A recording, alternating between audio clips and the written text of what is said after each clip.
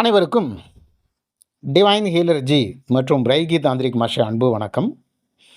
இன்று நாம் பார்க்கக்கூடிய காணொளி ரைகி சிகிச்சையில் தொலைதூர சிகிச்சை பற்றி பார்க்க இருக்கிறோம். தொலைதூர சிகிச்சை அல்லது டிஸ்டன்ஸ் ஹீலிங் ரேகி என்பது யூனிவர்சல் லைஃப் ஃபோர்ஸ் எனர்ஜி, பிரபஞ்ச ஆற்றல். இது ஒரு காலத்தையும் இடத்தையும் கடந்து செல்லும் ஒரு சக்தி. இதனால்தான் ஒருவர் எங்கு இருந்தாலும் அவருக்கு நாம் சிகிச்சை அளிக்க முடிகிறது. அறிவியலின் பின்புலன் இது ஒரு மாயை அல்ல, குவாண்டம் பிசிக்ஸில் ஒரு கோட்பாடு உள்ளது. இரண்டு ஆற்றல் துகள்கள் எவ்வளவு தூரத்தில் இருந்தாலும் ஒன்றின் நடப்பது மற்றொன்றினும் நிகழும் என்று அந்த இயற்பியல் தத்துவம் சொல்கிறது. அதே போல ரேகியினுடைய ஹீலர் மற்றும் நோயாளியினுடைய ஆற்றல் ஒன்றாக இணைந்து விடுகிறது. இதுவே தொலைதூர ரேகியின் ஒரு ரகசியம், உள்ளார்ந்து புரிதல். நீங்கள் ஒருவரை நினைத்தாலோ அவருக்கு திடீரென கால் வரும் அனுபவம் உங்களுக்கு நிச்சயமாக இருக்கும். அல்லது ஒருவர் நம் வீட்டிற்கு வர வேண்டும் என்று நினைத்தால் அவர் நீங்கள் நினைத்த மாத்திரத்தில் சிறிது நேரத்தில் வந்து வீட்டில் இருப்பார். இப்படி நிறைய அனுபவங்கள் நிறைய பேரிடம் நாம் கேள்விப்பட்டிருக்கிறோம், நாமும் உணர்ந்திருக்கிறோம். இது தூரத்தில் இருக்கும் ஒருவரின் துக்கம் உங்கள் மனதில் ஒட்டிக்கொள்கிறது என தோன்றுகிறது. இதுவே ஆற்றல் தொடர்பு. இதே தத்துவத்தை ரேகி மிகவும் நுண்ணிய முறையில் பயன்படுத்துகிறது. மிகுந்த சிந்தனைக்குரிய உண்மை என்னவென்றால், மனமும் ஆற்றலும் எல்லைகளை கடக்க முடியும். சிகிச்சை என்பது உடலை மட்டுமல்ல, மனம், உயிர், உணர்ச்சி, ஆற்றல் எல்லா நிலையிலும் நிகழும். ரேகி ஹீலர் ஒருவர் தன் மனதை ஒருமுகப்படுத்தி பிரபஞ்ச ஆற்றலை வழிநடத்தி அந்த ஆற்றலை அந்த நபரின் ஆற்றல் துறைக்கு அனுப்ப முடியும். அந்த நபர் அந்த ஆற்றலை பெற்றுக்கொண்டு தன்னுள் சீரமைப்பை செய்து கொள்ள முடியும். ஆன்மீக பார்வை என்று பார்த்தால் ஒவ்வொருவரும் ஒரு ஆற்றல் உடல், எனர்ஜி பாடி என்று பிரபஞ்சம் உருவாக்கி இருக்கிறது. அது நம்முடைய உடலை விடவும் பெரியது. அந்த ஆற்றல் உடல் ரேகி சிகிச்சைக்கு தொடர்பு கொள்ளுகிறது. நீங்கள் அருகில் இருந்தாலும் சரி, தொலைவில் இருந்தாலும் சரி, அந்த ஆற்றல் அணுக முடியும். இதுவே ரேகி தொலைதூர சிகிச்சையினுடைய அதிசயம், அற்புதம். மனநிலையை தயார் செய்வது அப்படின்னு சொல்லி பார்த்தோம்னா, தொலைதூர சிகிச்சை செய்வதற்கு முன் ஹீலர் மனதை தூய்மைப்படுத்த வேண்டும். அவசரமோ கோபமோ தனிப்பட்ட எண்ணங்களோ இருக்கக்கூடாது. ஏனென்றால் அந்த ஆற்றல் நேரடியாக பிரபஞ்சத்திலிருந்து வருவதனால் அது புனிதமான வழியாகும். சுத்தமான மனம், நன்றி உணர்வு மற்றும் கருணை உணர்வோடு ரேகி அனுப்பப்பட வேண்டும். மனிதனுடைய உறவுகளும் ஆன்ம உறவுகளும் எப்படி என்றால், ஒருவர் துன்பத்தில் இருந்தால் நாம் அவருக்கு அருகில் இல்லாவிட்டாலும் அவரை நாமே உணரலாம். அந்த உணர்வு தன்னந்தனியே ஒரு ஆற்றல் இணைப்பை உருவாக்குகிறது.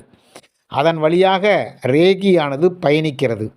இதனால் பல மைல்கள் தாண்டியும் ஒருவர் நிம்மதியையும் நல்ல வாழ்வையும் உணர முடிகிறது.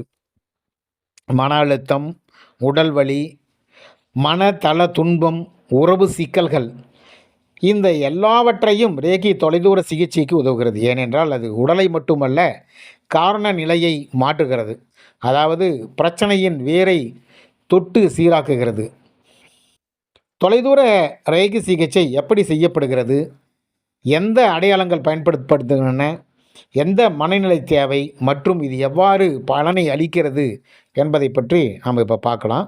இந்த அறிவு உங்கள் வாழ்க்கையிலும் பிறரின் வாழ்க்கையிலும் ஒளியை பரப்புவதாக இருக்கும். நீங்கள் அருகில் இல்லாவிட்டாலும் உங்கள் ஆற்றலை பிறர் சம்பந்தப்பட்டவர்களுக்கு நாம் அதை ஹீல் செய்யும் பொழுது அந்த தொலைதூர சிகிச்சை டிஸ்டன்ஸ் ஹீலிங் ஆனது ஹீலாகும்.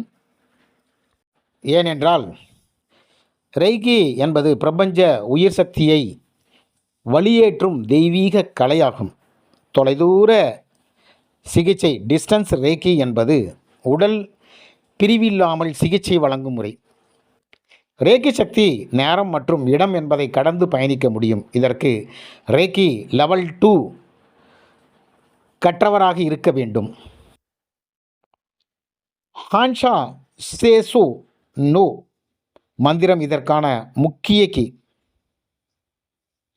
இந்த மந்திரம் நான், நீர், இடம், காலம் எல்லாம் ஒன்று என்ற அறிவை பிரதிபலிக்கிறது.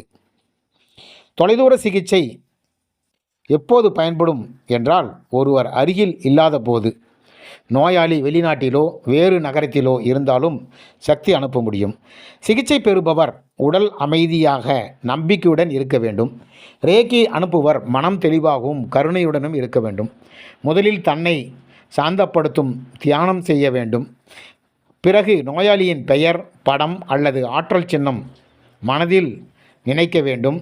கை அல்லது சின்னம் மூலமாக அந்த ஆற்றல் மனதில் மையப்படுத்துதல். இதில் இன்னும் தொலைதூர சிகிச்சையில் மைக்ரோவேவ்ஸ் டிவைஸ் அப்படின்னு சொல்லிட்டு ஒன்று இருக்குது. அதன் மூலமாக 100% நோயாளியினுடைய சிந்தனை நம் பக்கம் இல்லைன்னா கூட அது சிகிச்சை செய்ய முடியும். ஏன்னா அந்தளவுக்கு அது மிகவும் சக்தி வாய்ந்த டிவைஸ் அது. நான் இப்போது முழுமையாக சுகம், அமைதி, ஆரோக்கியம் அனுப்புகிறேன் என்று மனதிலோ வாயிலோ சொல்ல வேண்டும். ஹான்ஷா ஜேஷோ நோஷே ஷேஹி சோகுரே போன்ற வரிசையில் சின்னங்கள் வரையலாம். இந்த மூன்றும் இணைந்தால் ஆற்றல் உடனே இலக்கை அடையும். அனுப்பக்கூடிய நேரம் 15 முதல் 30 நிமிடங்கள் வரை இந்த சக்தியை அனுப்பும் நேரங்களை நாம் பயன்படுத்தி கொள்ளலாம். மேலும் ரேக்கி நேரத்தை கடக்கக்கூடியதாக இருக்கிறது. பலருக்கு தெரியாத ஒரு விஷயம் ரேக்கி சக்தி நேரத்தின் எல்லையையும் கடக்க முடியும். அதாவது நாம் கடந்த காலத்தில் நடந்த வலிகள், மனதள பாதிப்புகள் கூட குணப்படுத்தலாம். அதே போல் எதிர்கால நிகழ்வுகளுக்கு அது நல்ல வேலை செய்யும். எக்ஸாமு, இன்டர்வியூ, சர்ஜரி, ஜேர்னி இந்த மாதிரி பொருள்களுக்கும் இந்த சக்தியை அனுப்ப இது சிறப்பாக வேலை செய்யும். ஒருவருக்கு சிறுவயதில் ஏற்பட்ட மனரீதியான காயங்கள் இன்றும் அவரின் வாழ்க்கையை பாதிக்கலாம். அவரது அந்த காயமடைந்த சின்ன வயது தன்னை மனதில் நினைத்து ரேக்கி அனுப்பினால் அந்த ஆற்றல் காலத்தை கடந்து அமைதி அளிக்கிறது. இதனை இன்னர் சைல்டு ஹீலிங் அப்படின்னு கூட சொல்லுவாங்க. இந்த மாதிரி நிறைய விஷயங்கள் இருக்குது. நீங்கள் ஒரு முறை ஒரு நாளைக்கு தயாராக இருக்கிறீர்கள். ஒரு பேச்சு, ஒரு நிகழ்ச்சி, ஒரு முடிவு, இந்த நிகழ்வுகளை மனதில் தெளிவாக நினைத்து ரேக்கி அனுப்புங்கள். அந்த நாளில் உங்கள் மனம் தன்னிச்சையாக அமைதியாக இருக்கும். பிரபஞ்சம் உங்களுடன் சேர்ந்து இயங்கும். இதெல்லாம் டிஸ்டன்ஸ் ஹீலிங்கில் நடக்கக்கூடிய விஷயம். பொருள்களுக்கு ஆற்றல் அனுப்புதல் அப்படின்னு பார்த்தோம்னா, ரேக்கி சக்தி உயிர்களுக்கு மட்டுமல்ல பொருள்களுக்கும் வேலை செய்கிறது. நீங்கள் பயன்படுத்தும் வீடு, வாகனம், தொழில் இடம், மொபைல் அல்லது கண்ணாடி கூட ரேக்கி சக்தியை பெறலாம்.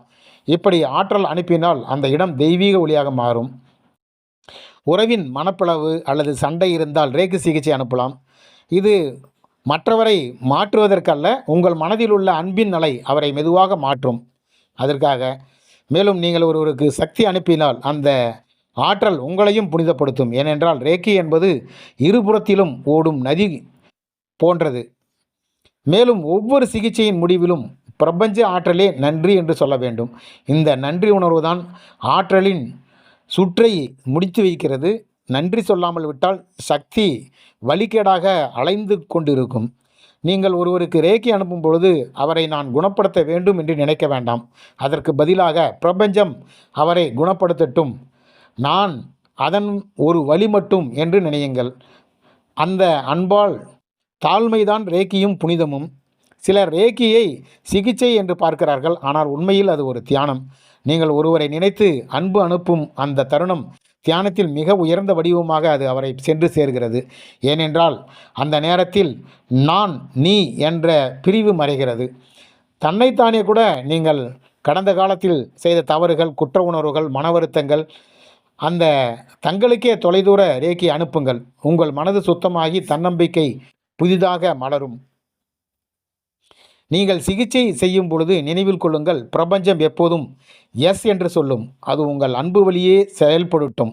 எனவே அன்பாக இருங்கள், அன்பாக அனுப்புங்கள், அன்பை பெறுங்கள் என்று கூறி இந்த தொலைதூர சிகிச்சை பயணத்தை முடிவு செய்கிறேன். இந்த பதிவு பிடித்திருந்தால் சப்ஸ்கிரைப் மற்றும் ஷேர் செய்யவும். நன்றி, வணக்கம்.